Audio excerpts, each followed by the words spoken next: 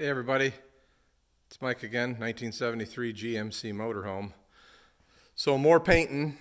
So here's all the engine covers. There's the transmission cover, differential cover, pulleys, that type of thing. Now I will, after the engine is all assembled, I'll spray most of this stuff again. It'll get a second coat. I just wanted to get one coat on it, and then we'll get it assembled, and then any scuffs I make while assembling it, or get a little Permatex on something, I will paint the whole thing. That's when the block will get painted, the block and the heads, or the portion of heads that show out, and the same thing with the intake manifold. We'll get it at that time.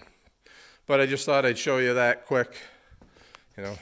There's a rattle can and a roll of masking tape. I had to mask off the seal surface on the harmonic balancer. You can kind of see that. Couple of things. So basically all those parts were wiped down with lacquer thinner, with the exception of the ones that were sandblasted. They really don't need that. But the stuff that was wire wheeled and kind of cleaned was wiped down with lacquer thinner.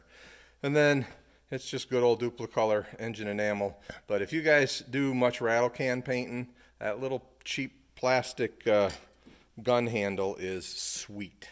It basically keeps your finger from falling asleep if you're doing a lot of painting, and it maybe gives you the feel of using a big boy gun. So maybe if I ever graduate to a big boy gun, I'll have more of the feel. Of course, I was wearing a respirator while I was doing it. Don't want to inhale a bunch of paint fumes.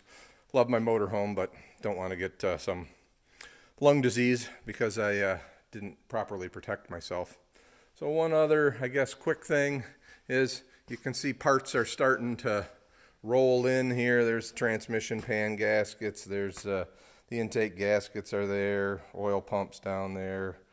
Got oil filter, some Permatex, that type of thing. One thing I wanted to talk to you about that probably most of you know about, but maybe not, is this. It's called a fail-safe thermostat. And I've been using these for years. They came out quite a while ago. But basically what this does is that in the design FEMA, they have figured out the failure modes, and they have made it so that it will only fail in the open position, meaning your motorhome won't overheat because of a thermostat, but rather you just wouldn't have heat in your motorhome, would be so they call that a fail-safe. So it's a pretty nice deal, especially with one of these things, to know that going down the road you're not gonna get up one morning and go to take off and your thermostat's going to be stuck closed and you're going to overheat. So just a nice thing to have. You can kind of see the shops, everything's looking about the same, but we're getting closer and closer to what I want is engine trans back in, basically have it back to a running, driving motorhome, and then I can start, like I said, I'd like to do some seal up get the hatch on, get everything kind of closed up and sealed up, and then take it outside and pour some water on it and see if any water comes in while everything's apart. I do have to get the windows stuff done and so on and so forth, but we're working there. A lot of work you have to do. All right, everybody, thanks so much for watching. Feel free to ask any questions. You want to see anything, just let me know. Have a good one. Like and subscribe. Thank you.